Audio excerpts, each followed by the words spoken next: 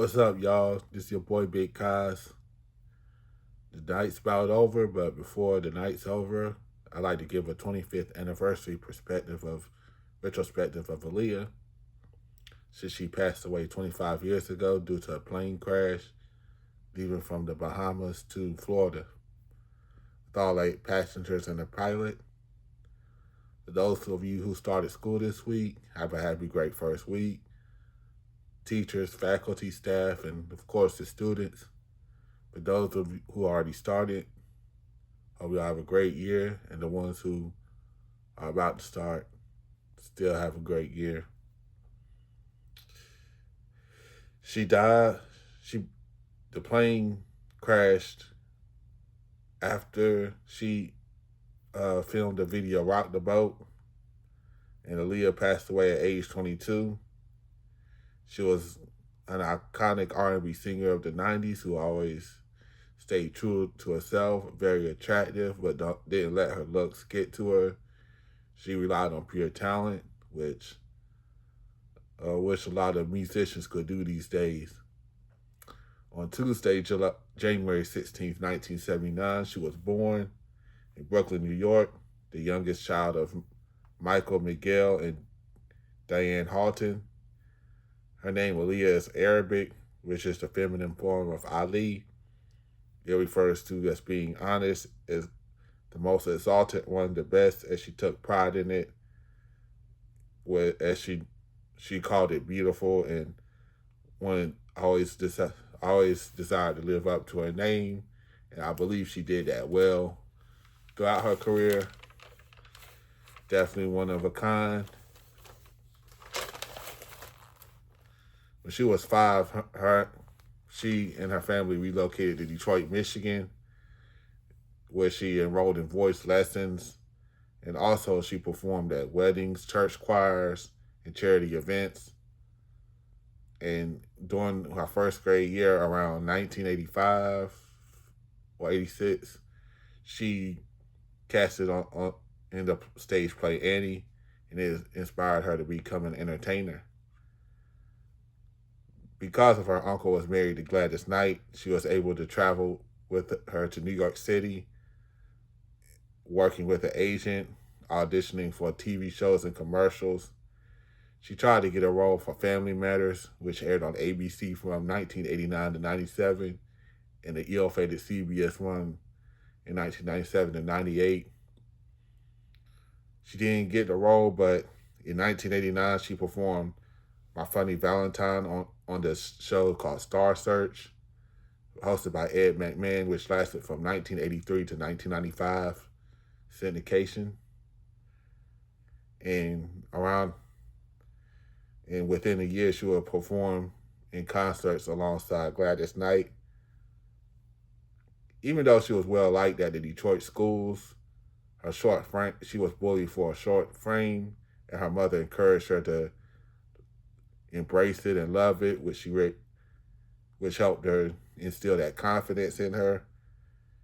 And her mother encouraged her to stay happy, which she did.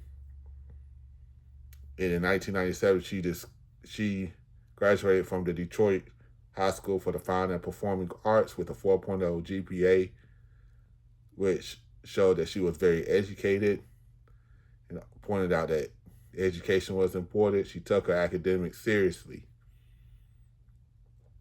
It's one thing about Aaliyah. She looked good, but she was also good herself. She's a great role model for young ladies to look up to. Anyways, at the age of 15 on Tuesday, May 24th of 1994, almost a week after my 5th birthday, but that's not important. She debuted Age Ain't Nothing But a Number with the hit songs Back and Forth, Age Ain't Nothing But a Number, At Your Best, Down with the Click,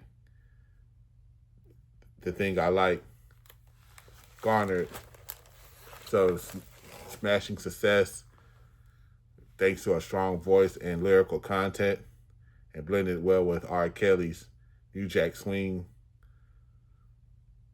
Age Ain't Nothing But a Number peaked at number 18 on the Billboard 200, certified double platinum, selling over 3 million copies in the US and 6 million copies worldwide.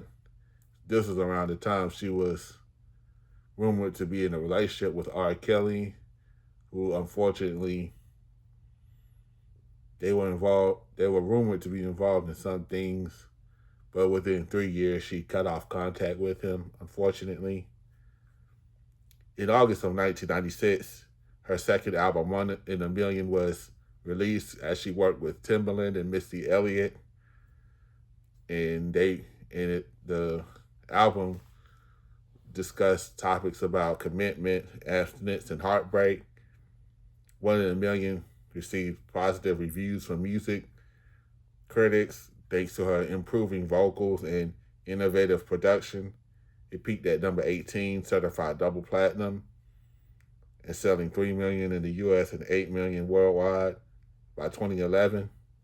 In that same year, she was featured on Timbaland and Megu's debut single Up Jumps the Boogie.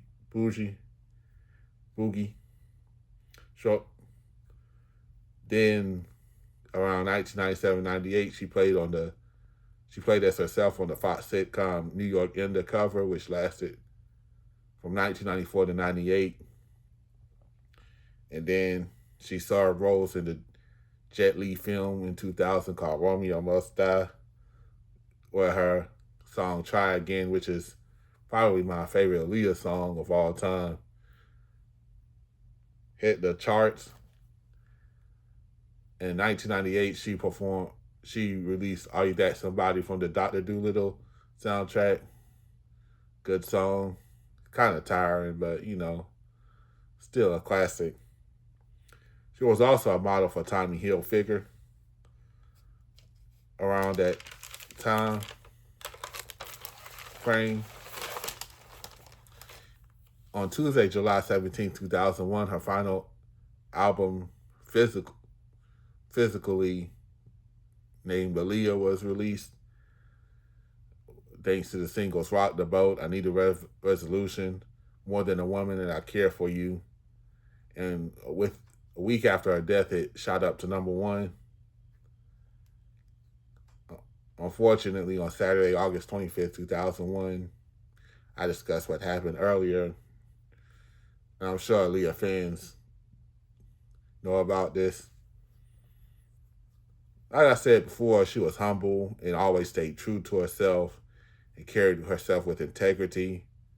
She was very articulate and didn't need to rely on looks to sell her image and her music, which I admire her for that. And she loved herself for her, and people loved her for her. She was close to her family. Her family always worked with her and traveled with her to concerts. And she was one of my favorite female R&B singers of the 90s, with a great catalog with some of the songs I mentioned. Definitely check them out on YouTube or Apple Music or Spotify. Aaliyah still missed 25 years later. And as much as I like Beyonce, Aaliyah was a lot better. Beyonce's good. I'm going to give her a due, but Aaliyah's my girl. Anyways, it's your boy Big Kaz. I'll catch you next time.